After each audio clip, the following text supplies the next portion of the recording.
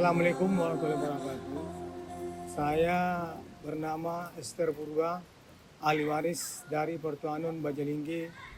Saya adalah generasi ke-10 dan di samping saya adalah termasuk Pertuanan Bajalingge yang berkampung bernamakan Tuan Bandar Bani.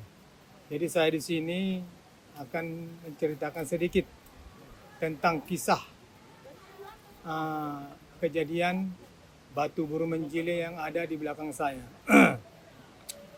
Dulunya di Huta Panggulangan ini, yaitu di atas bukit itu ada sebuah kerajaan atau pertuanan yang bernama Pertuanan Bajalingge.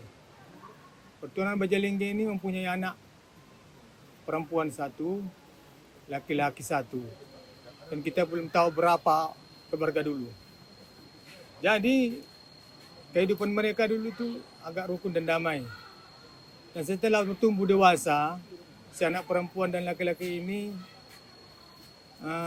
diajaklah bermusyawarah. Dalam arti bermusyawarah untuk menentukan mencari calon istri daripada si anak laki-laki tersebut. Jadi sebuah pihak keluarga musyawarah dan ditentukan keberangkatannya anak laki-laki tadi itu dengan dibekali dengan syarat-syarat peminangan berupa pinang, sirih, kapur dan perlengkapan yang lain. Jadi esok harinya berangkatlah dia melanglang buana sampai ke pelosok daerah, tak kemana-mana nggak tahu, kita kurang tahu. Hari demi hari, bulan demi bulan, bahkan tahun pun boleh dikatakan sampai tumbuhlah pinang yang dibawanya untuk sebagai syarat peminangan. Jadi, namun wanita yang dijumpainya tidak dapat. Rupanya yang diinginkannya dalam hatinya adalah seperti botonya atau adiknya, yang rambutnya panjang, yang kulitnya putih. Kalau kata orang tua dulu dia, kalau makan sirih, itu nampak air liur di lehernya itu, saking putihnya, begitulah tamsilannya. Jadi capeklah udah si anak dewasa tadi, dia pun nggak berapa lama ingin pulang kampung lah dia.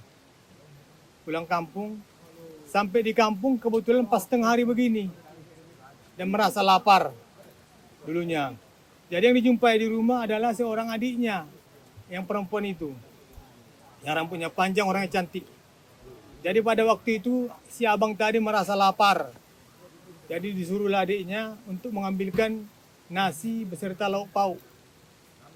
Dari zaman dulu, kalau orang Simalungun itu menyimpan lauk ada namanya kerengan, berupa keranjang yang digantung, yang ada talinya diikat di tiang-tiang rumah. Di waktu dia mengambil lauk pauk, itu adiknya nampaklah sedikit buah pinggangnya, karena tingginya tali tadi itu. Jadi abang tadi itu pun nggak tahu cemana ceritanya bisa begitu, dipeluknya lah dari belakang. Kebetulan pada waktu itu juga pas kejadian itu si orang tua tadi pulang sampai di rumah. Jadi merasa malu, aib keluarga luar biasa selaku dia jadi raja. Ditarik nggak bisa, lengket, dibawa keluar, tarik juga nggak bisa. Itulah mereka yang digulingkan dari atas bukit itu sampai ke bawah. Dan si orang tua tadi itu pun bersumpah bahwasanya jangan ada lagi secantik ini boru dasuha, adalah satu benda yang ditanam. Jadi sampai sekarang itulah namanya disebut batu boru menjile. Dan dikarenakan digulingkan mereka, dinamakanlah kampung itu Kampung Huta Gulangan, Penggulingan. Bahkan sampai sekarang batu itu semanapun tingginya banjir, batu itu tidak akan bergeser sedikit pun. Contoh dan buktinya ini ada di belakang kita. Jadi mungkin itu adalah secara singkat cerita masalah batu boru menjile tersebut. Terima kasih.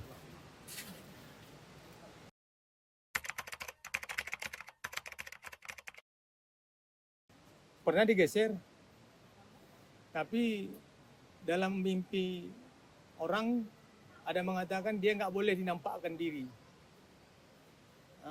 Artinya biarkanlah terendam di air. Ini kan dikarenakan udah dangkal air ini, makanya dia nampak. Karena dia merasa malu. Karena itu adalah aib yang nggak bisa dicontoh kepada generasi-generasi penerus lah. Itulah kira-kira.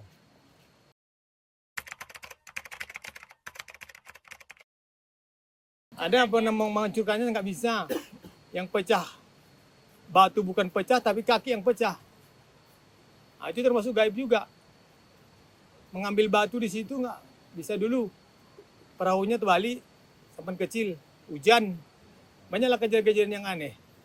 Makanya kayak seakan-akan itu dikeramatkan lah, gitulah kira-kira. Seluruh orang pipis ini mengatakan itu memang batu boru menjilei.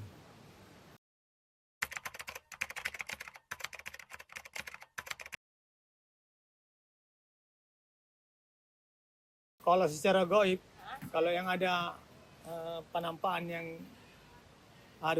Dolus Penungguran itu kadang sering menampakkan diri dia.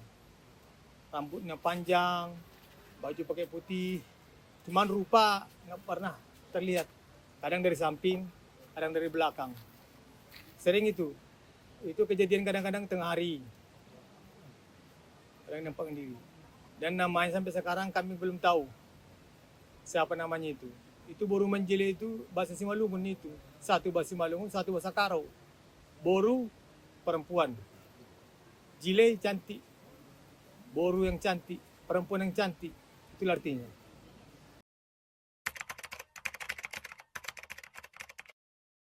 Zaman dulu waktu masih zaman orang tua saya itu dulu nggak boleh didudukin itu.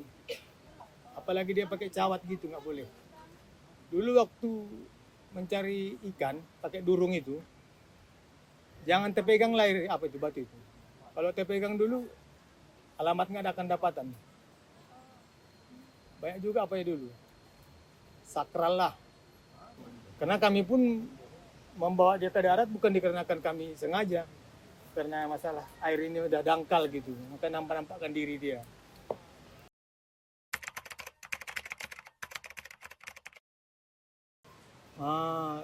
Kalau pesan dari saya maunya hendaknya lah aku bilangnya, karena itu termasuk situs sejarah dan mempunyai tanda suatu moral, akhlak, punya dipelihara lah dengan bagus.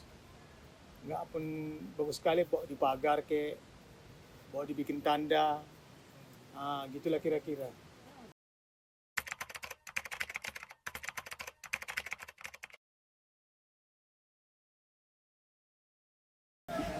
Itu yang dilaksanakan acara ritual setiap tahunnya itu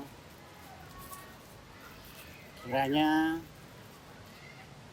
kami memohon kepada penghuni atau keramat yang ada di sekitar ini supaya